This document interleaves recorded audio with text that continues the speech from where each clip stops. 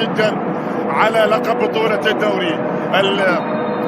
الكويتي طبعا في المركز الثاني بعد فوز العربي بالامس ب 33 نقطة، وعلى بعد نقطة القيادي الكويتي اللي بادي المباراة الآن بضغط على مرمى فريق القادسية. لا شك ينتظر العربي هذه النتيجة، وربما مباريات العربوية خطيرة. الكرة الماضية تلعب وتبعد ولا زالت قائمة، ولا زالت المحاولة، ولا زال الصراع عن طريق اللاعب اللي معانا في الصورة الآن.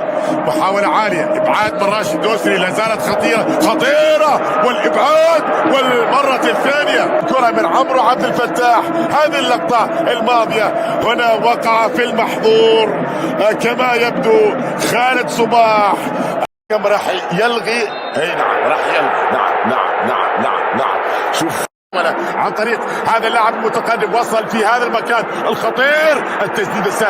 التسديدة السهلة من عيد الرشيد، خاصة في مباريات القمة. هذه انطلاقة، هذه عرضية، هذه خطيرة. فرصة للكويت، فرص الكويت تحقيق لقب طال غيابه لليفركوزن، لكن قبل ذلك عالية خطيرة للقادسية. القادسية يصل في الكرة الماضية، ولا زالت لبني قادس أيضا، لا زالت المحاولة مستمرة.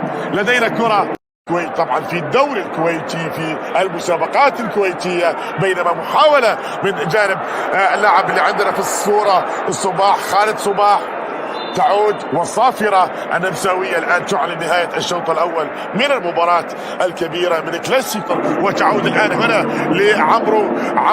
عمرو عبد الفتاح بالكعب. جميلة، هذا الله على المرور والتسديدة وحضرته، مرور جميل، الله على نقل الكرة في مكان سليم، تذهب وتعود. هذا دحام قوية، خطأ. الله طارت 8. الله على القرار، أخذ القرار وسددها ووصلت إلى الشباك.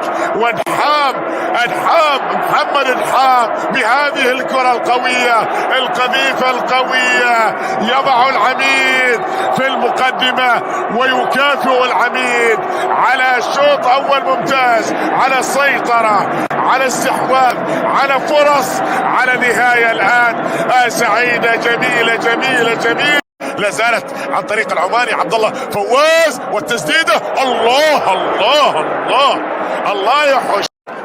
هذا عموري في محاولة المرور، أداء كبير لا شك في ذلك للاعب المصري عموري، ولكنه يرتكب الخطأ، واعتقد ان حكم المباراة راح يطلع الكرت الاصفر. شوف الحكم هل اخرج الكرت الاصفر، لان جيبونا لا هنا. ولديك محاولة من جانب محمد برهون، وكرة تلعب الآن والتسديد حلوة. الله يا دحام، يطوع مرور جميل في الكرة الماضية، كرة أجمل من جانب بدر للأمام. وصلت الآن نقل الكرة. الله لبدر مطوع، عبد الله مطاوع، كرة خطيرة لا زالت قائمة. هنا الظهير الايسر ياتي بكرة، ابعاد من جانب زولا، ولدينا كرة موجودة والتسديدة.